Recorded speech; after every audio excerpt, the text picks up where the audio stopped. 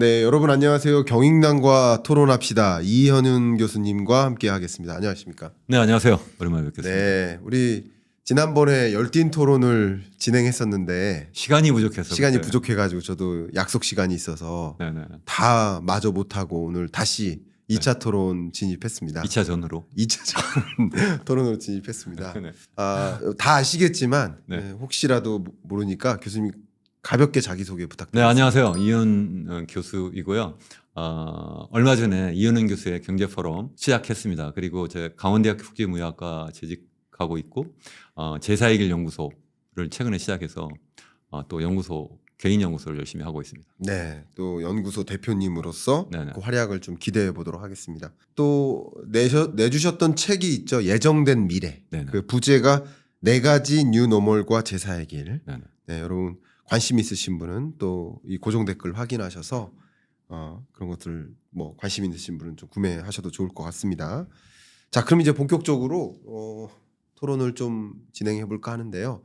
먼저 중국 얘기를 하지 않을 수가 없습니다. 그러시죠. 네, 중국 경제가 굉장히 불안합니다. 보면. 근데 위기 상황이라고까지는 판단할 수 있는 사람도 있겠지만 뭐 마치 중국이 갑자기 폭망한다 뭐 이렇게 주장하시는 분들도 계시고 일부는 중국 경제가 그래도 뭐 4%대 성장하는 중국이라는 나라를 놓고 GDP 2위 국가가 4%대 성장하는 그런 나라가 과연 폭망한다고 표현하는 것이 맞는가 하는 의문. 그러니까 중국 경제가 흐름이 좋은 것은 아니지만 이게 마치 경제 위기 상황에 내몰릴 것 같은 상황으로 규명할 수 있을지 이 두 가지 의견이 시장에선 좀 팽팽한 것 같습니다. 그래서 먼저 한번 여쭤보겠습니다. 교수님은 어떤 의견을 혹시 갖고 계신지요? 저는 일단 그 중국 경제가 네. 미래가 밝지 않다 이렇게 생각을 네. 하는 사람이에요. 네. 뭐 여러 가지 이유가 있는데 중국 경제가 이제 전 세계에서 가장 빠른 속도로 인구 고령화가 진행되고 있고 네. 가장 빠르진 않죠. 가장 빠른 나라는 대한민국이고 그렇죠.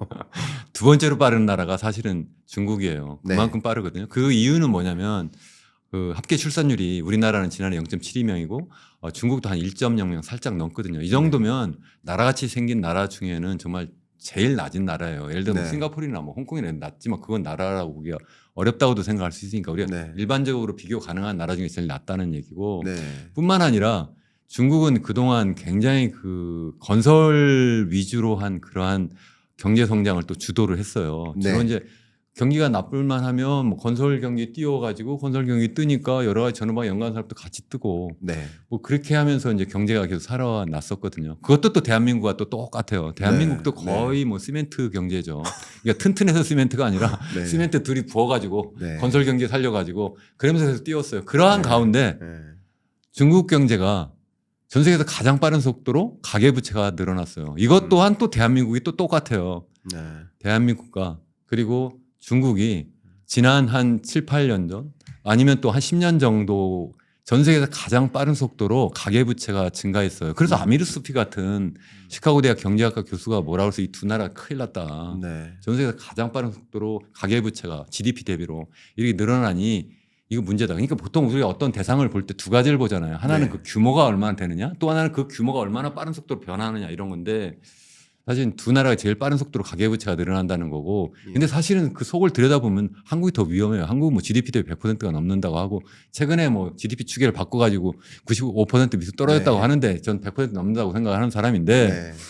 근데 중국은 사실 그렇게 되지는 않아요. 이게 한 60% 살짝 넘잖아요. 네. 근데 다만 이제 속도가 너무 빠르니까 문제고 또 그 가운데 그러니까 적응을 못하니까 마치 천천히 달리던 자동차가 갑자기 속도를 확 내버리면 그러면 얼마 전 사고 난 것처럼 그러다 사람도 죽이고 이렇게 되는 거잖아요. 그런 상황이 된다 이제.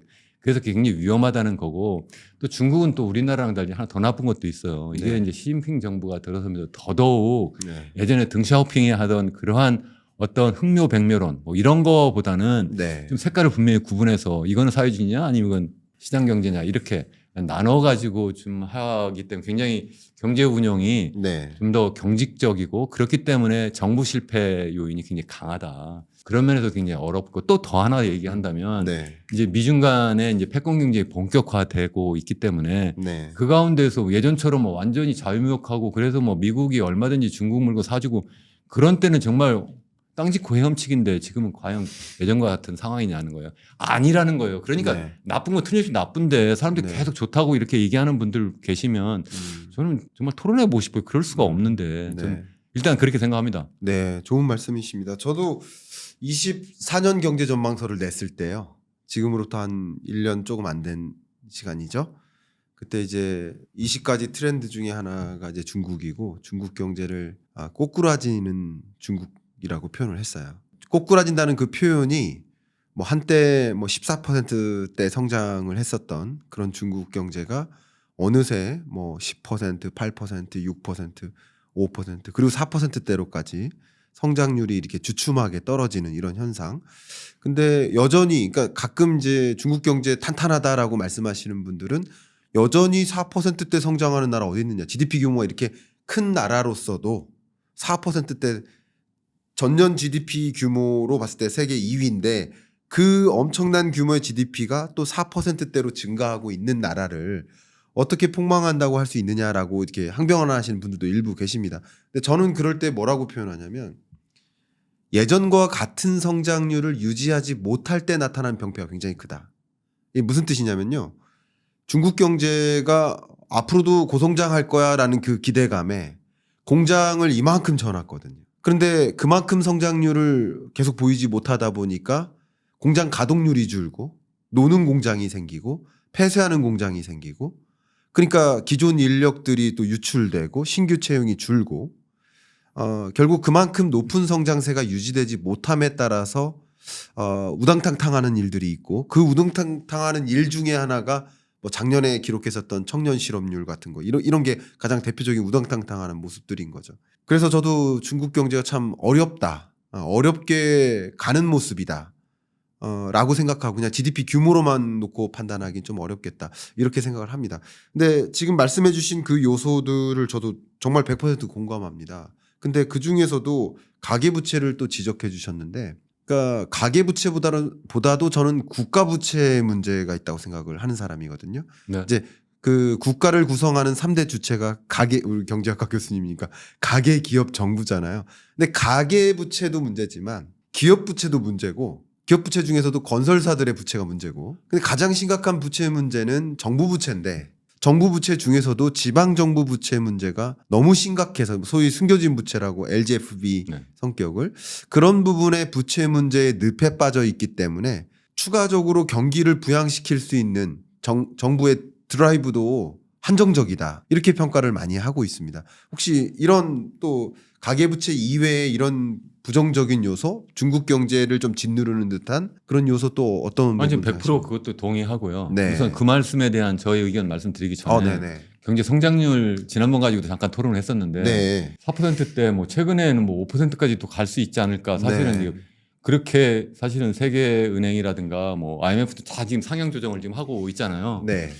그런데 제가 경제학을 평생 연구하고 가르친 사람 입장에서 생각하면 네. 4%대 5% 성장하면서 그때도 말씀드렸지만 이 물가 상승률이 0%대로 수렴하는 건 전 불가능하다 이렇게 생각을 하는 사람이에요. 네. 두 번째 하나 더 말씀드리면 네. 거기다 실업률이 4, 5%대 그런 경제 성장을 하는데 실업률이 뭐 지난해 뭐 우리 청년 실업률 뭐 20%라고 그러고 뭐 올해도 지금 뭐 10%라고 그러고 뭐 이렇게 굉장히 높은데 네. 그게 가능하냐는 거예요. 네. 미국 같으면 네. 지난해 뭐 미국도 뭐 2.5% 성장하고 올해도 뭐 2.6% 한다고 하는데 그러면 거긴 보세요. 우리 실업률이 한 4% 남짓이에요. 4.1% 된다고 하고 약간 높아진다고 해도 네. 다시 말씀드리면 미국보다 경제 성장률이 절반밖에 되지 않는데 네. 실업률은 어떻게 더 낮냐는 거고 예. 물가 상승률은 미국은 어떻게 지금 아직도 인플레이션을 걱정하고 예. 그 GDP 성장률은 훨씬 더 높은 중국은 디플레이션을 걱정하냐는 거예요. 제가 생각할 때는 중국의 경우에는 어쨌든 뭐 거의 5% 근접하는 정도까지 성장할 수도 있다. 이렇게 지금 자체적으로 판단하는 것 같고 네. 국제기구도 최근에 많이 이렇게 조정을 했어요. 뭐 네. 최소한 4% 후반대까지 네. 이렇게 지금 하고 있고 미국 같은 경우도 상향 조정해서 한 2.6% 성장한다 이렇게 지금 보고 있잖아요. 그러니까 네. 작년에 미국이 2.5% 성장했으니까 그보다 더 좋으면 좋았지 나쁘지 않다 이렇게 얘기를 하고 있고 중국은 작년에 5.1% 성장했으니까 그보다 약간 낮는다 했는데 낮아도 아직 미국보다는 거의 2배 성장한다는 건데 근데 그 속을 들여다보면 그러면 왜 물가 상승률은 아직도 미국이 더 높고 중국이 그렇게 거의 0%대로 수렴하고 디플레이션을 걱정하냐. 네. 그러니까 경제 성장률이 낮은 미국은 인플레이션 걱정하고 더 높은 중국은 디플레이션 걱정하냐. 또 한 가지 네. 실업률은 어떻게 미국은 지금 한 4% 남짓인데 중국은 그거 2배 이상 되느냐. 제 말씀 무슨 얘기냐면 제가 평생 경제학을 연구하고 가르친 사람 입장에서 생각하면 이론적으로 불가능하다는 거예요. 제 얘기는 뭔가 숫자가 틀렸다. 그럼 뭐가 틀렸냐는 거예요. 미국의 숫자가 틀렸겠어요? 중국의 숫자가 틀렸겠어요? 중국이 틀렸죠. 그럼 중국이 틀렸으면 뭐가 틀렸겠느냐. 경제 성장률이냐, 실업률이냐, 물가 상승률이냐. 제가 볼 때는 제일 검추기가 어려운 것이 전 물가 상승률이고 물가 상승률이 대체로 그냥 나타난 거예요. 이거는 네. 그냥 나타난 거고 감추기 쉬운 게 실업률이나 아니면 경제 성장률이라고 보는데 이 두 가지가 어느 정도 마사지가 되었다고 전 보는 게 맞다고 생각을 해요. 근데 뭐 실제 뭐 청년 실업률도 최근에 뭐 제대로 발표도 안 하고 잘 모르겠는데 어쨌든 높다는 거 알고 뭐 대부분 다 얘기하잖아요. 고용 사정이 너무 나빠가지고 대학 졸업해가지고 잘 안 되고 뭐 거리에 나와 있고 뭐 여러 문제를 다 얘기를 하잖아요. 네. 그렇게 얘기를 하는데 어떻게 이게 4% 후반대 경제 성장을 하냐? 저는 그렇지 않을 거라고 일단 보고 이야기를 하는 게 낫겠다. 그래서 지금 우리 김 교수님 말씀하신 것처럼 그럼 뭐가 문제인데 네. 이렇게 볼 때 이제 가계부채가 이제 많이 증가한 것도 문제지만 지금 잘 말씀하신 것처럼 중국은 사실 가계부채보다는 기업부채가 더 문제고요. 네. 기업부채도 100%가 넘는 거고 정부부채의 경우에도 사실은 지금 우리 정부부채 하면 이제 중앙정부가 있고 이제 지방정부가 있잖아요. 이 중앙정부는 50%도 안 돼요, 사실은. 그거보다 이제 지방정부 부채가 그것도 이제 좀 전에 말씀한 것처럼 LGFB, 소위 이제 그림자 부채가 이제 너무 많아가지고 이제 그것 때문에 뭐 새롭게 무슨 뭐 그 지방정부 차원에서 경기를 갖다 부양할 수 있는 정책을 쓸 수 없다는 거고 아니면 그걸 넘어서 아예 자기 자체가 그 부채의 늪에 빠져가지고 꼼짝 못하는 이러한 상황이 되니까 어려울 것이다. 이렇게 저도 당연히 생각을 하고 있죠. 그러한 문제가 굉장히 심각할 거다. 그렇지만 저는 중국이 한국보다 잘하는 게 하나 있어요. 그게 뭐냐면 여태까지 잘못된 그 악의 고리를 그 악순환의 고리를 끊으려고 하는 노력은 전 정말 가상하게 봐야 된다.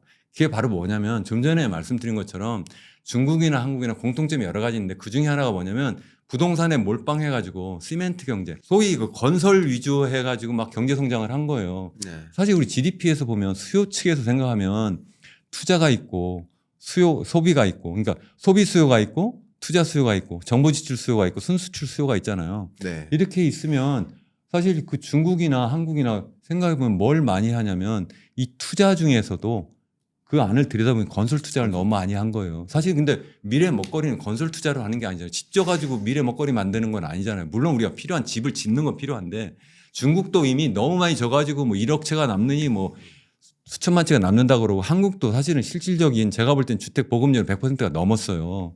근데 자꾸 이제 분가하니까 서울 같은 경우에 94%까지 떨어지고 이렇게 했다고는 하는데 실제 다 했다.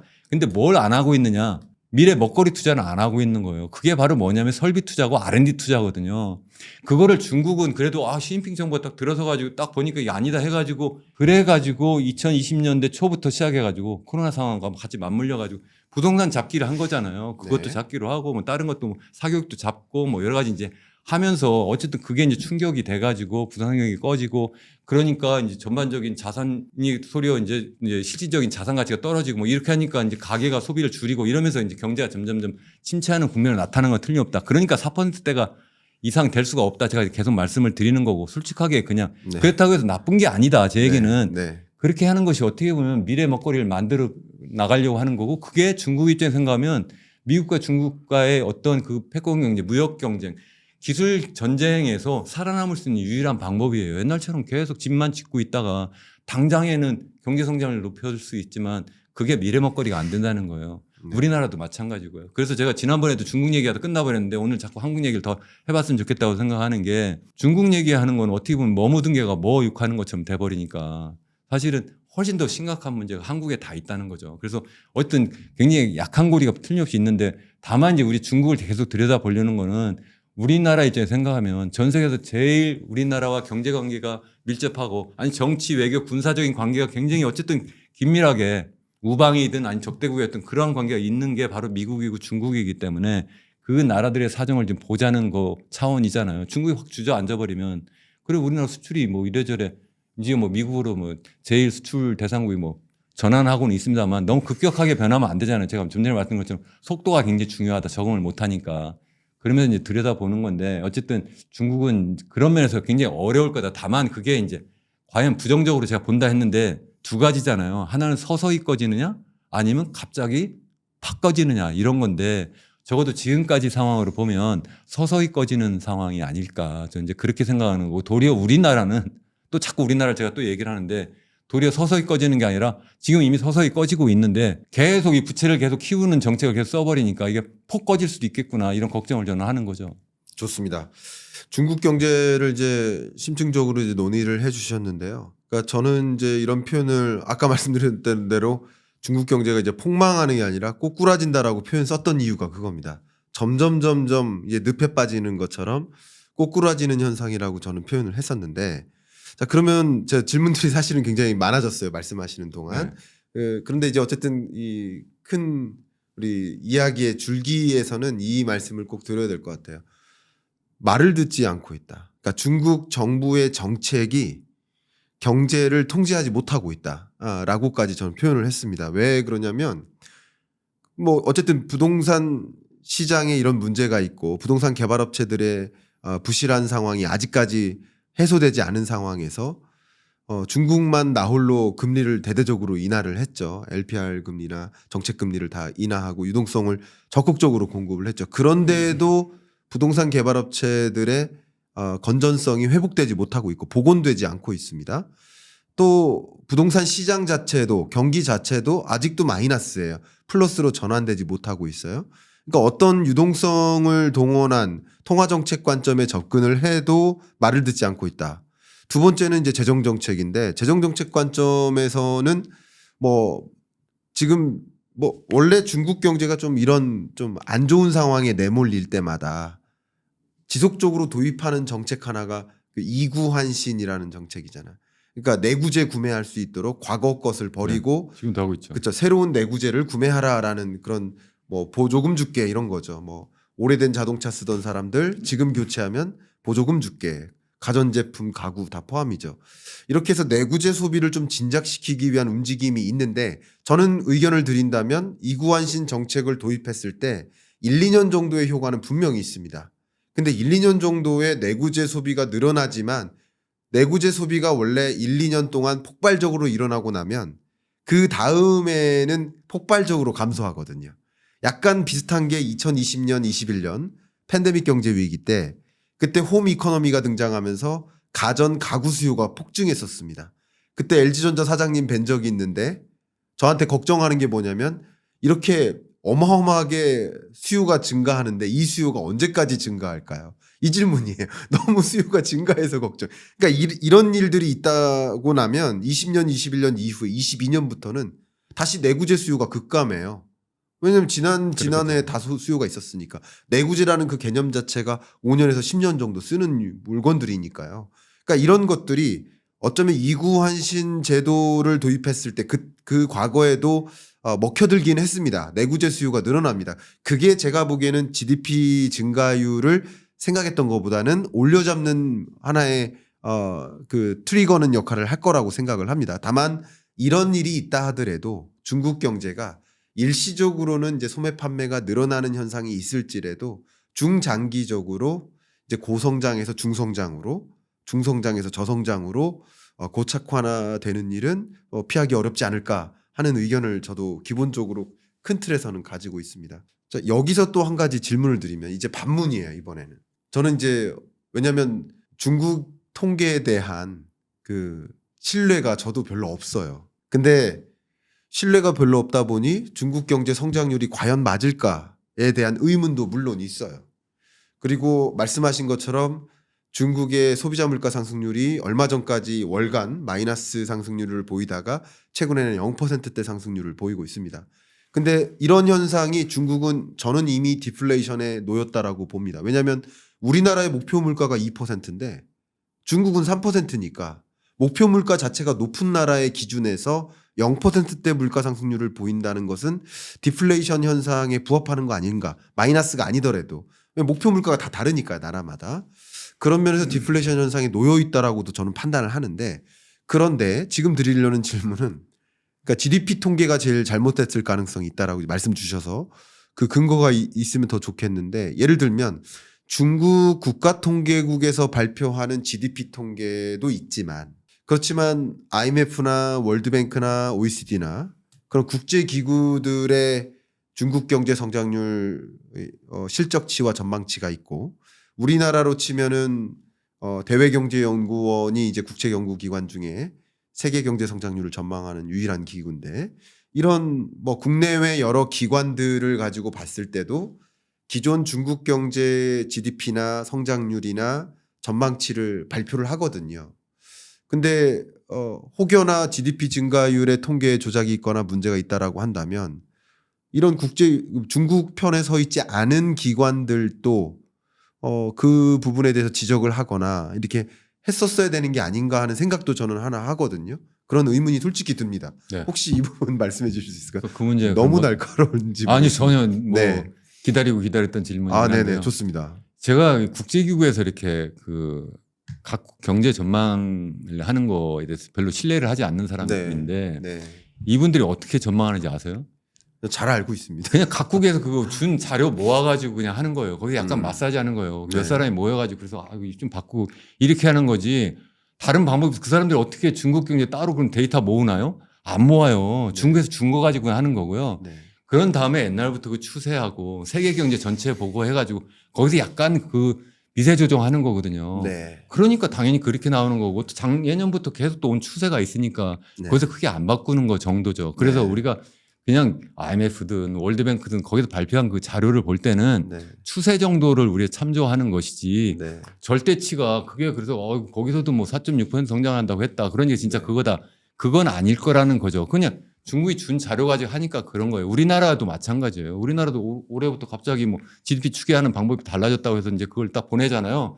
그럼 거기서 그냥 아무 생각 없이 그렇게 해요. 모아서 거기 몇 사람이 모아가지고 거기 아니면 뭐 대단한 무슨 뭐 시계열 뭐 봐가지고 무슨 뭐 계량 경제 모형 가지고 이렇게 예측하는 것 같아도 그것도 아니에요. 별거 아니에요. 저도 그런 거 다 평생 해본 사람인데 그런다고 해서 갑자기 엄청나게 세계 국제기구 세계은행에서 하는 게 네. 우리나라에서 하는 것보다 더 좋지 않아요.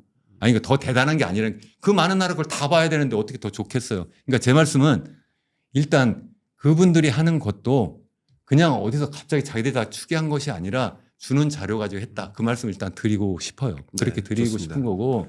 이 그리고- 부분에 대해서 제가 한번 잠깐 첨언을 드릴게요. 네.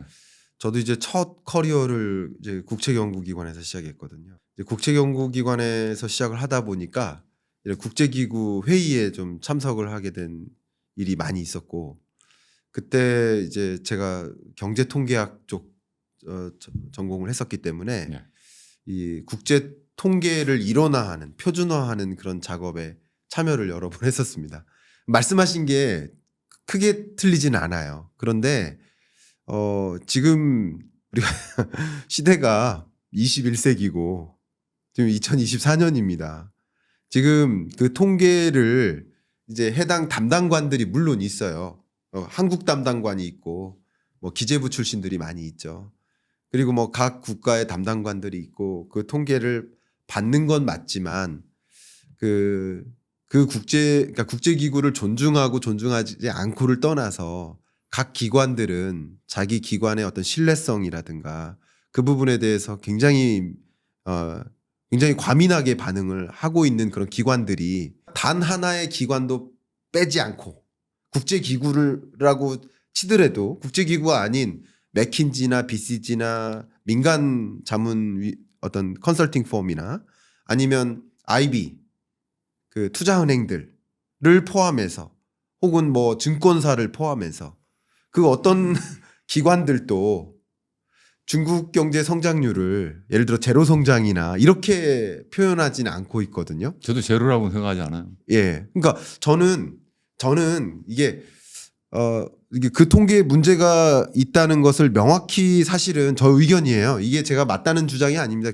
이현우 교수님의 주장도 굉장히 의미가 있다고 생각해요. 그러나 저는 그 통계에 신뢰를 할 수 없다는 그 부분을 찾지 못한 한, 그 문제가 있음을 명확히 증명하지 않는 한, 그 통계를 일단은 준용하고 가야 된다는 생각을 갖고 있는 사람이에요. 뭐 네, 그래서 그렇게 말씀드립니다. 아니 김 교수님 말씀이 뭐 전혀 틀렸다고 예. 제가 뭐 저도 그런 근거가 없을 수도 있는데 다만 아까 말씀드린 것처럼 미국하고 중국하고 주요 거시경제 지표를 비교할 때 네. 한쪽은 너무 이상하다. 이제 그게 첫 번째고 저도 이상하게 보입니다. 두 번째는 말씀하시니까. 각 세계은행이나 뭐 예. 아니면은 뭐 IMF나 거기서 이렇게 발표한 그거는 어떻게 하느냐 제가 설명을 드린 거예요. 그냥 거기에 이제 각국에 네. 이러이러한 방식으로 자료 제공해 주세요 이렇게 보내요. 맞아요. 예. 그럼 거기에 맞춰서 쭉 보내요. 그럼 예. 그거 가지고 그 사람들이 어떻게 하느냐면 전 세계의 경제 흐름 같이 보고 해가지고 조정해서 발표하는 거예요. 네. 그게 네. 저는 그 말씀 그냥 드린 거고 그러니까 어쩔 수 없이 원천적인 데이터의 소스는 결국은 세계 각국 정부가 주는 것이다. 이제 그 말씀을 드리는 거고 그럼 중국은 중국대로 이제 그렇게 중앙정부에서 모아서 주는데 중앙정부는 잘하신 것도 지방정부에서 다 긁어 모아가지고 끌어올리니까 그거 모은 거거든요. 그럼 지방정부 입장 생각하면 자기 앞으로 출세길이 어떻게 되느냐에 달려있는 당연히 자기 지방정부가 자꾸 경제가 더 좋게 만들려고 하고 또 데이터도 가능하면 그렇게 좋게 마사지를 하고 싶지 않겠습니까? 네. 그래서 이제 그렇게 나올 수도 있는 그런 네, 있을 수 합리적인 있습니다. 의심은 예. 해볼 수 있지 않겠냐. 그렇게 들여다 보는 게 좋겠다. 이런 말씀이고 너무 좋은 제가 말씀이고요. 이거 가지고 여기서 계속 맞아요. 또 토론하다 딴 거 못합니다. 아니, 너무 좋은 말씀인데 저는 그냥 아까 처음에 말씀 주셨던 네. 그 부분에 대해서 합리적인 의심을 한번 해볼 만한 지점이 있었어요. 네. 왜냐하면 마이너스 물가 상승률, 제로 물가 상승률이 유지되고 있는 그 소비자 물가 상승률의 흐름을 반영하는 GDP 증가율이 어떻게 4, 5%가 될까를 거기가 실업률은 또 그렇게 그러니까 높으면서 그걸 제가 계속 고민해 봤거든요. 네. 그렇게 될 수 있을지를. 네. 그러니까 제가 설명을 못 해내니까 네. 혹시나 그걸 설명해 주실 수 있을지를 여쭤봤던 거예요. 그러니까 설명이 안 된다니까. 그러니까 제가 설명이 안 되는 알고 거죠. 있는 제가 공부한 그러한 여러 가지 거시경제 모형에 아무리 집어넣어도 맞아요. 나오지 않는다는 거예요. 예를 그러니까 안 들면 된다는 거예요. 일본 물가 상승률이 제로 30년 동안 제로였고 경제 성장률도 제로였잖아요. 그러니까 그 설명이 되잖아요. 네, 유럽도 마찬가지. 네. 물가 상승률 제로였고 성장률도 제로였고 이게 설명이 되거든요. 고성장 고물가 고금리고요. 네. 저성장 저물가 저금리인데 중국 경제는 물가 상승률 이외에 다른 요소가 GDP 증가세를 많이 만들었겠구나. 예를 들면 저 어떤 생각을 했냐면요. 미국 경제 성장률이 지금 2.6%라고 가정했을 때 재밌게도 인공지능을 포함한 ICT 산업의 증가율, 산업 그 부문의 GDP 증가율이 한 8.8%입니다. 그러면 이 ICT 산업들을 제외한 나머지 미국 내 산업의 증가율은 2%를 훨씬 밑돌겠죠. 그런 것처럼 중국 경제가 물가 상승률이 낮지만 이게 이 통계가 맞다고 가정했을 때 물가 상승률도 낮고 실업률도 높지만 수출이 폭발적으로 증가한다거나 기존의 생산 설비로 생산량이 늘어나거나 뭐 이런 현상들이 GDP는 증가시킬 뿐 신규 채용은 안 되고 신규 투자가 안 되니까 그러니까 당연히 고용도 안 좋고 그러니까 소비가 둔화돼서 물가 상승률도 마이너스인 이런 모습이지 않을까 그냥 저는 그 일정 부분 가늠- 맞는 예, 저도 예. 그 말씀 살짝 드리려고 했는데 네. 사실 중국 경제가 이제 연초보다 더 이제 성장할 거라고 보는 게 바로 그 수출이 네. 생각보다 많이 돼서 그렇죠. 그렇거든요. 네. 그러니까 이제 일정 부분 고음 면은 있어도 네. 그래도 너무 심하다. 이제 그 말씀 제가 계속 너무 드리려고 좋습니다. 너무 하는 좋은 거고요. 말씀이십니다. 이 중국 같은 경우에는 뭐 요즘 많이 얘기하잖아요. 엄청나게 싸게 전 세계에 막 미래노기 수출해가지고 그것 때문에 뭐 미국에서 유럽에서 뭐 우리나라까지 알리테모 뭐 이런 애들이 들어가지고 막 싸게 막 갖다 밀어내니까 네. 그러니까 엄청난 이제 그에 대한 어떤 반발을 하고 있는데 중국 입장에서 가면 그렇게 하면서 이제 물건이 많이 팔려 나가니까 수출보다 수입이 많으면 당연히 그 GDP의 플러스 요인이 되니까 그게 영향을 주고 그게 이제 물가를 높이는 건 아니잖아요. 이미 싼 물건이 그냥 밖으로 나가는 거니까. 그렇죠. 또 지금 말씀하신 것처럼 새로운 뭐 그 생산 설비를 만들고 뭐 새로운 고용을 하는 게 아니라 있는 거 그냥 하는 거니까 그렇죠. 이렇게 할 수도 있는데 그래도 고용 같은 걸 좀 더 늘어나야 되죠. 어떻게 안 늘어날 수 있겠어요. 그럼요. 이제 네. 그러니까 삼박자가 다 맞아지지 않는다는 거예요. 저는 어느 정도는 말이 되지만 네. 적어도 그러니까 저는 100% 이게 거짓말이다. 그래서 뭐 0% 성장일 거야 이렇게 보지는 않는데 좀 감안하고 좀 보는 게 좋지 않을까 이제 좋습니다. 그 정도 생각을 하고 있는 거고요. 네. 앞서서 하나 더 말씀하신 거 더 예. 말씀드리면 이제 하도 오래해서 기억이 이제 가물가물하긴 한데 네. 그 이제 GDP를 보면 그 중국 같은 경우에 이제 제일 많이 차지하는 게 미국 같은 경우에는 이제 소비잖아요. 소비 수요. 네. 소비 수요가 이제 미국 같은 경우에는 거의 이제 70% 같이 네. 가까이 되는 68%, 60% 이렇게 되는데 중국 같은 경우에는 그게 한 40%밖에 안 돼요. 우리나라 한 50% 정도 되는 거고요. 네. 그러니까 다시 말씀드리면 중국은 미국하고 달리 수요를 갖다 이렇게 촉진하는 정책을 써도 미국보다는 GDP 성장을 이렇게 끌어올리는 그러한 효과가 좀 약하다 하는 게 첫 번째고, 기여도가 낮다는 두 번째는 거죠. 네. 중국 정부가 생각할 때 사회주의 국가가 대부분 다 그렇지만 소비를 막 부양해가지고 그래가지고 경제를 끌어올리려고 하지 않아요. 소비를 끌어올린다는 건 뭐예요? 한번 먹고 쓴다는 거잖아요. 그리고 이제 끝난 거잖아요. 그게 아니라 항상 생산 쪽으로 생각하죠. 이 사람들은. 그 생산을 생각해 보면 그게 바로 생산 설비 늘리는 거고 기술 수준을 높이는 건데 그건 투자 수요잖아요. 네. 투자 수요를 높여야 되는데 그 투자 수요 속에 들어가면 세 개가 있잖아요. 네. 그게 설비 투자고 그리고 R&D 투자고 그리고 마지막으로 이제 건설 투자인데 그동안 건설 투자도 너무 많이 했으니까 그걸 좀 제외하고 설비 투자하고 R&D 투자를 많이 늘리려고 한다. 그걸 또 이제 많이 늘려버리니까 이제 그게 바로 과잉 설비가 되고 그러니까 또 이게 디플레이를 가져오고 또 외국으로 또 물건을 많이 또 밀어내게 하는 또 그런 상황이 된 거예요, 이게. 그렇죠. 그러니까 다시 말씀드리면 국내 수요를 많이 적극적으로 살리려고 하지 않는다. 중국이 못해서가 아니라 첫 번째. 네. 두 번째는 건설 투자를 그렇게 적극적으로 끌어올리려고 안 한다. 다시 말씀드리면 부동산 경기를 적극적으로 살리려고 하지 않는다. 못하는 게 아니라 제가 볼 때는 그렇다는 거예요. 네. 살리려면 왜 못 살려요? 미국처럼 그냥 코로나 딱 터지니까 어떻게 양적 완화 엄청나게 해버렸잖아요. 네.